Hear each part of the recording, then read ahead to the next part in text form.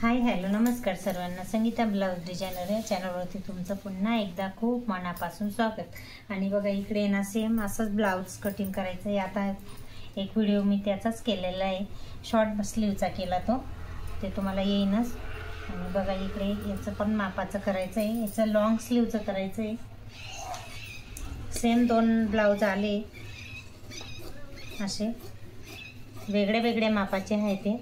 आणि बघा यांना 4 फोल्ड करून घेते मी आता।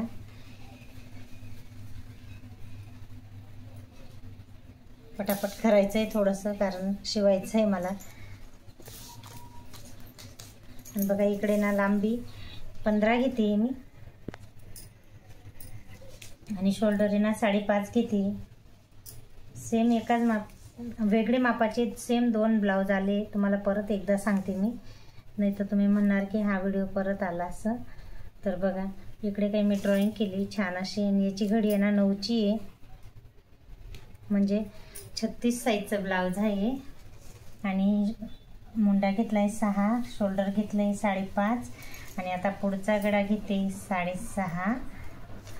तुम्ही म्हणणार प्रत्येक व्हिडिओमध्ये 6.5चाच गळा कसा येतो, पण मला आहे ना 6.5चा गळा एकदम व्यवस्थित असं परफेक्ट येतो आणि वेअर करून पण बराबर येतो ना। लहान होतो ना छोटा होतो, ना छोटा होतो ना मोठा होतो, खरं सांगते।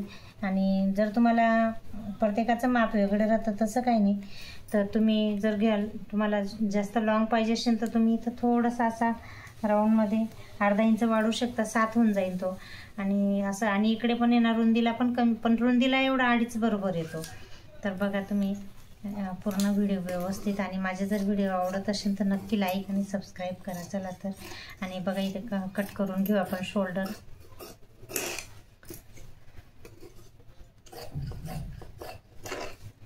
हां, बॅक पार्ट थोडा 2 मिनटासाठी साईडला ठेवतो आता। आणि इकडे ना शोल्डर कट खाकीचा भाग आहे ना तो थोडा कट करते। आणि या पुढचा गळा आहे ना कापते। 4 फोल्ड ब्लाउज आहे ना, 4 टक्सवाला ब्लाउज आहे ना, तर याचं अंतर 3.5 घेते, बघू शकता तुम्ही। आणि याच्या पहिल्या व्हिडिओमध्ये सेम हेच ब्लाउजचं केलेलं आहे, बघू शकता। हे ब्लाउज कटिंग केलं सेम आहे, तर याचं माप थोडं आहे ना एकदम छोटं आहे, तर त्याच्यात थोडं माप फेर आहे। आणि हे लांबीला 4 घेते। पहिला टक्स झाला हा दुसरा टक्स आहे, याचं अंतर 2 घेते। हा तिसरा टक्स, याचं बी अंतर इथून 2 घेते। आणि हा चौथा टक्स, याचं बी 2 घेतलेलं आहे, बघू शकता तुम्ही। छान असं मस्त राऊंड आलेला आहे गोल। आणि आता हे 4 टक्स ब्लाउज फ्रंट पार्ट एकदम रेडी झालेला आहे, तुम्हाला माप घेऊन पण मी दाखवलेलं आहे। आणि आता मागचा पार्टचा भाग किती घेता ते पण मी तुम्हाला सांगते। मी खालूनच याच्या पार्टूनच माप घेते, वरून गळ्याचं माप नाही घेत। हे जर बरोबर आलं तर वरती बरोबर तेवढाच गळा येतो त्यांचा, असं मला म्हणजे तसंच येतं दर वेळेस प्रत्येक टायमाला। आणि मला तशी काही सवय झालेली आहे आता कापायची। आणि प्रत्येक टेलर आहे ना वरून माप घेता, खरं सांगते मी पहिली टेलर अशी ना अशी की थोडंसं माप वेगळं घेते। आणि बघा इकडे ना रुंदीला 2.5 घेतला, इथं बी 2.5 घेतला आहे। आणि गोलगडा आहे, दोरी नाही आहे या ब्लाऊजला, गोलगडा आहे बघा छान असा। आणि हा टक्स 4च्या अंतरावरती घ्यायचा आहे।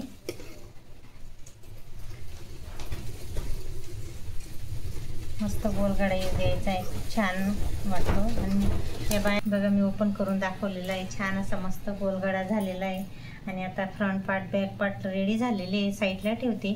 आणि आता स्लीव कट करायची आपल्याला, तर चला मी इकडे स्लीवसाठी पण माप घेते, तुम्हाला दाखवतेच। स्लीव आहे त्यांची, ते पण मापून घेते। स्लीव आहे किती आहे, 10 आहे। चला तर 10 मध्ये 1 इंच वाढवू तर 11 होते।